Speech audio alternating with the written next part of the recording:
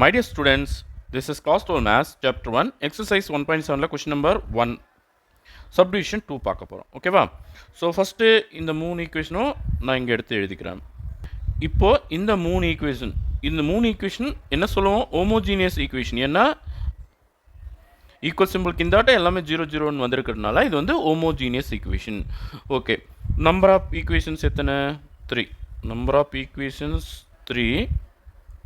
Number of unknowns எத்தனை? அதுவும் 3 = 3. ஓகேவா? அதாவது n = 3. இப்போது நான் ஆக்மெண்டட் மேட்ரிக்ஸ் எழுத போகிறேன். அதாவது A0 மேட்ரிக்ஸு ஈக்குவல் டு நான் என்ன செய்கிறேன்னா இந்த ஈக்குவேஷனை நம்பர் 1 ரோவாக எடுத்துக்கிறேன். அதாவது 1 -1 -2 0. அடுத்து இதை வந்து நம்பர் 2 ரோவாக எழுதிக்கிறேன். 2 3 -1 0. அடுத்து 3 1 3 0. ஓகே, இதுதான் என்னோட ஆக்மெண்டட் மேட்ரிக்ஸு. பாருங்கள், இது லீடிங் டயகனல். ஸோ லீடிங் டயகனலுக்கு அடியில் இருக்கிற இந்த 3 நம்பரை வந்து 0 ஆக்கணும்னா அதுக்கு பேர் row echelon form. So row echelon ஃபார்முக்கு கொண்டு வரலாம். ஓகே, இங்கே 2 இருக்குது, இங்கே 1 இருக்குது. அப்போ ரோ 2 நான் மாற்றி எழுத போகிறேன். எப்படின்னா ரோ 2 -2 ரோ 1 பண்ண போகிறேன். அதே போல் ரோ 3 நான் மாற்றி எழுத போகிறேன். எப்படின்னா ரோ 3 -3 ரோ 1 பண்ண போகிறேன். அப்போ 2 இடத்துல 0 வந்துடும். ஓகேவா? இப்போது ரோ 2 என்ன?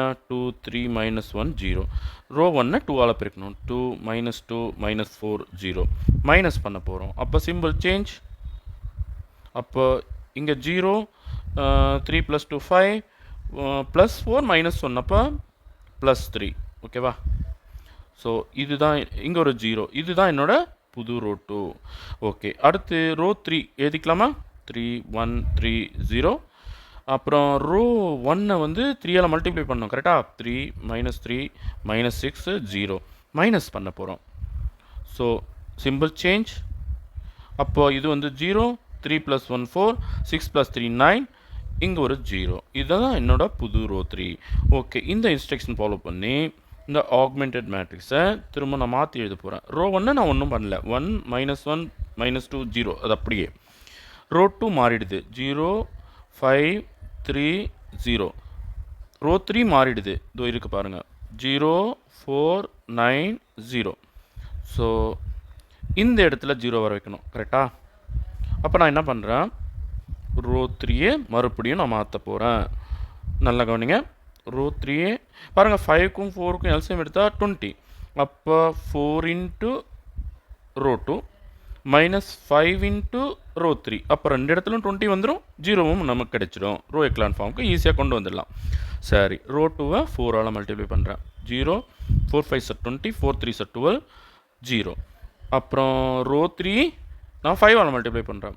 5 0 0 5 4 20 5 9 45 0. 5 0 is 0. மைனஸ் பண்ணுறோம், அதனால் சிம்பிள் சேஞ்ச் ஆகிடும். அப்போது 0 0. இது வந்து -45 + 12. அப்போ 5 - 2 3 4 -1 3. அதாவது -33. ஏன்னா மைனஸில் இருக்கிற நம்பர் தான் பெரியது. ஸோ இங்கே ஒரு 0. இதுதான் என்னோட புது ரோ 3.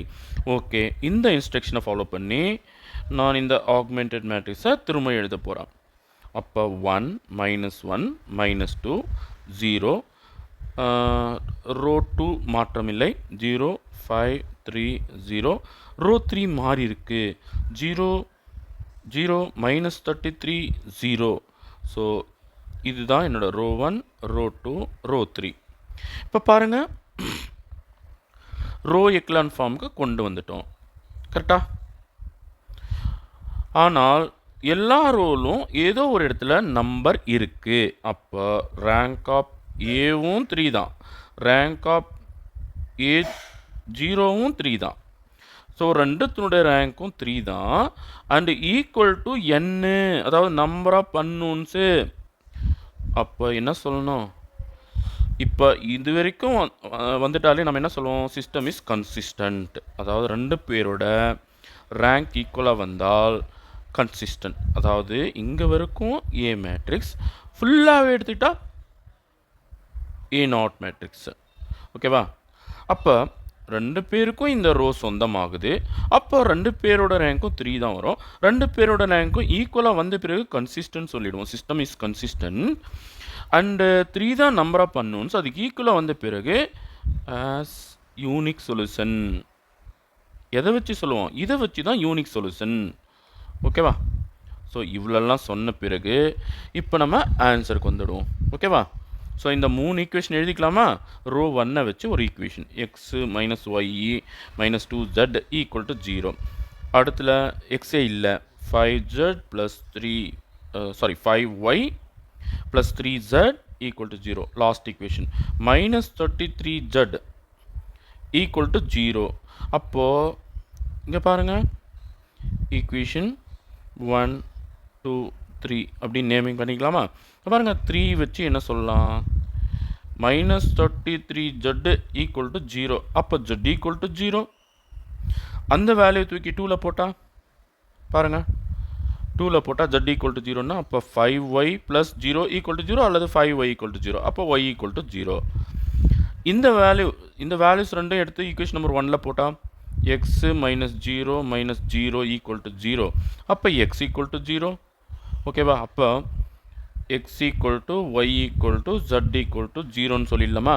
அதாவது the only solution is the trivial solution. அதாவது எல்லாமே 0 0 வந்த பிறகு இது trivial solution சொல்லுவோம். ஓகேவா? 0 தவிர எந்த நியூமெரிக்கல் வேல்யூவும் ஆன்சராக கிடைக்கல. அதுதான் ட்ரைவியல் சொல்யூஷன் அப்படின்னு சொல்லுவோம். அதாவது x equal to 0, y equal to 0, z equal to 0. ஓகேவா? Thank you students.